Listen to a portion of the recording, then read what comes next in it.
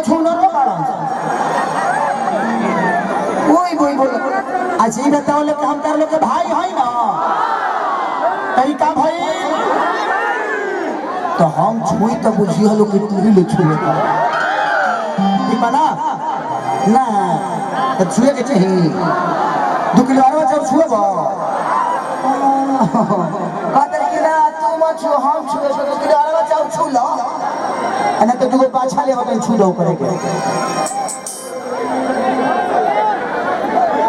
कि आगे बा जहान में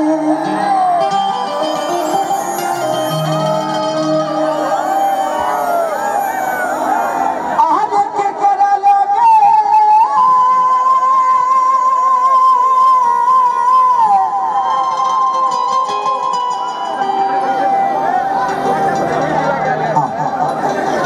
बेटा है ना चुप चुप चुप चुप चुप हो जा बेटा चुप हो जा आय पापा के का नाम हो महेश शर्मा माई के कश्मीरा देवी भाई ये कौन आदमी है अपना फिल्म रिलीज करके छोड़ दिया है बाबी तो चिंता मत कर तोरा भाई के प्रोडक्शन खींचे गए बड़े तर बाबूजी